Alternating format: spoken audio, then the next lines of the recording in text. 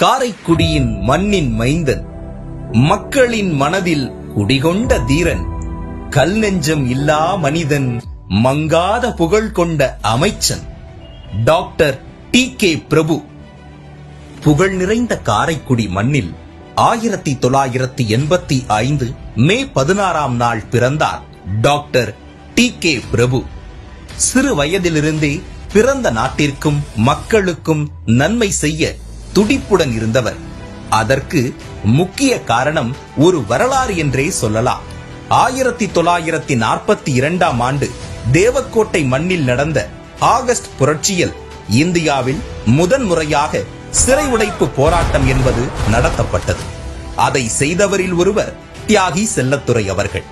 அவரின் இந்த போராட்டத்தால் அன்றிருந்த ஆங்கிலேய அரசு இவரை கண்டவுடன் சுட வேண்டும் என்று தீர்ப்பு வழங்கியது. பின்னர் 5 ஆண்டுகள் தலைமறைவு வாழ்க்கையாக கழித்து மீண்டும் 1947 சுதந்திரம் அடைந்த பிறகு மீண்டும் தனது சொந்த மண்ணில் கால் வைத்தார் தியாகி செல்லதுரை. பின்னர் இவர்தான் காரைக்குடி தேவக்கோட்டை இரண்டும் கலந்திருந்த திருவாடனை தொகுதியில் சட்டமன்ற உறுப்பினராக போட்டியிட்டு வெற்றி பெற்றார்.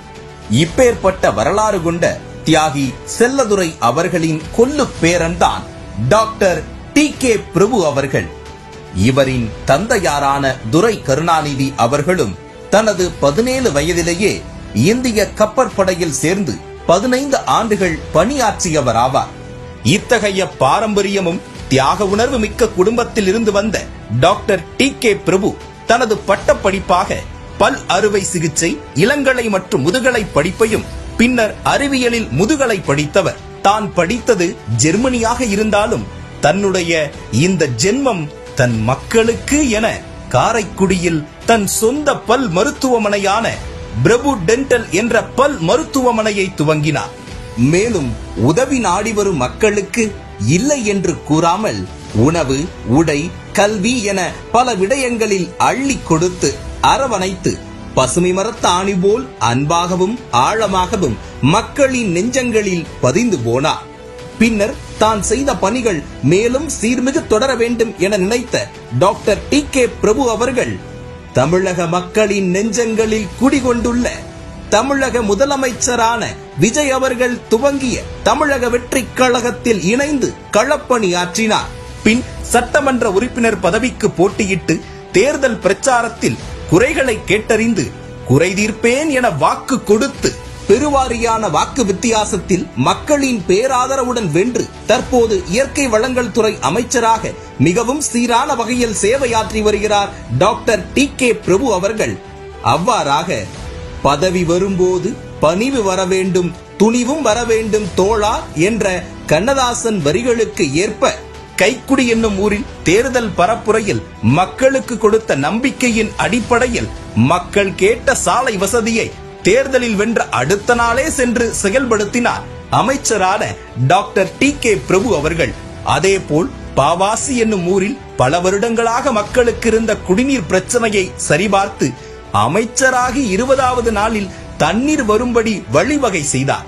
காரைக்குடி பேருந்து நிலையத்தில் இருக்கும் குடிநீர் மற்றும் கழிவறை சீரமைப்பு பணிகளை நேரில் பார்வையிட்டு அதை ஒரு வாரத்தில் சரி செய்யுமாறு அலுவலர்களுக்கு உத்தரவிட்டார். தனது பிறந்த நாளான மே 16 அன்று காரைக்குடி முத்துமாரியம்மன் கோயில் அருகே மக்களுக்கு மதிய உணவு வழங்கி சிறப்பித்தார்.